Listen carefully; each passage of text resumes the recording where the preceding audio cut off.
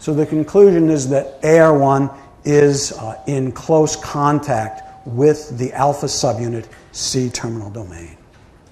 Okay, and so then this leads to the so-called recruitment model. Okay, all right. And so here is a simplistic view of the recruitment model. Okay, so here we have RNA polymerase bound to the promoter. Here we have CRP bound to the CRP site. It should, cyclic AMP is not shown, but of course CRP won't bind to the CRP site until it first binds to cyclic AMP. Okay, and the idea is that when CRP is bound to the promoter and RNA polymerase, when CRP is bound to its site and RNA polymerase is bound to the promoter, there is a energetically favorable contact between CRP and the C-terminal domain of the alpha subunit.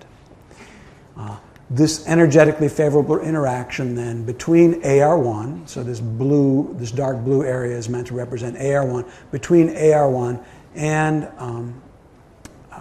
the CTD of the alpha subunit then lends extra stability to the RNA polymerase promoter complex.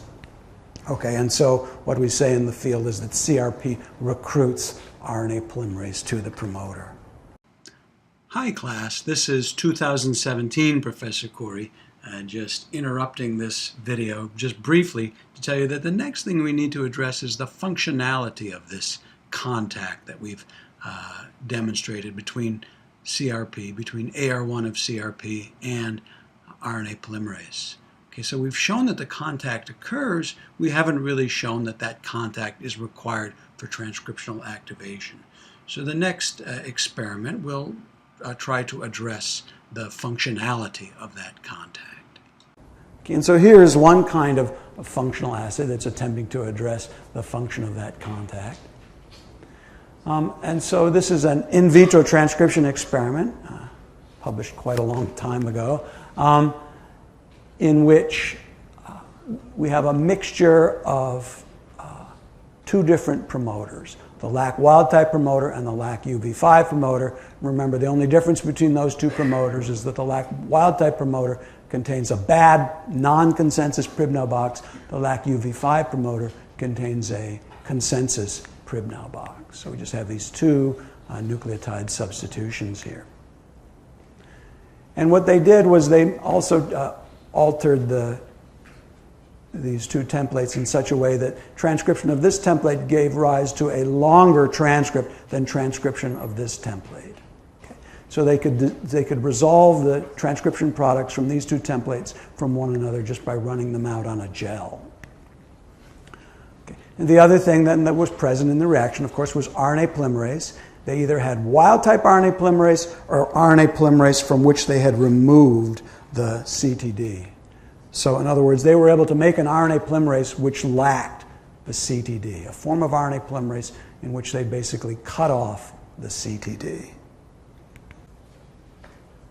Okay. And so what we see here then are the results of this transcription reaction, and they carried out the transcription reaction either plus or minus the cyclic AMP CRP complex. And so what do we see if we look down here? If we're looking at the LAC UV5 promoter, is cyclic AMP having any effect on transcription? No, we see the same level of transcript formed in the absence and the presence of CRP, right? Is that a surprise? Remember that the LAC UV5 promoter has a perfect consensus Pribnow box. It's a very strong promoter. RNA polymerase can recognize that promoter without any help. That's the whole, that was the answer to the earlier Eichler question. By having a bad Pribnow box now, that ensures that the LAC operon will not be transcribed unless glucose is absent, because it's only when glucose is absent then that we get the formation of the cyclic AMP-CRP complex.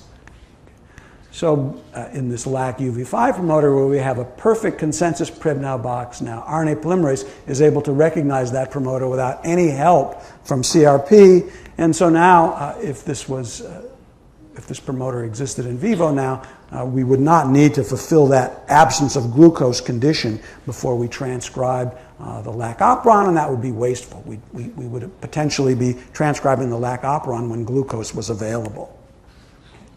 But now if we look up here at the wild-type transcript, we see that it is only efficiently produced now in the presence of CRP. Okay? That's just as we expect. RNA polymerase cannot recognize this poor Pribnow box without help. Okay. And then, so this is just recapitulating what we already knew, what they already knew before they did this experiment, which is always good to do that, right?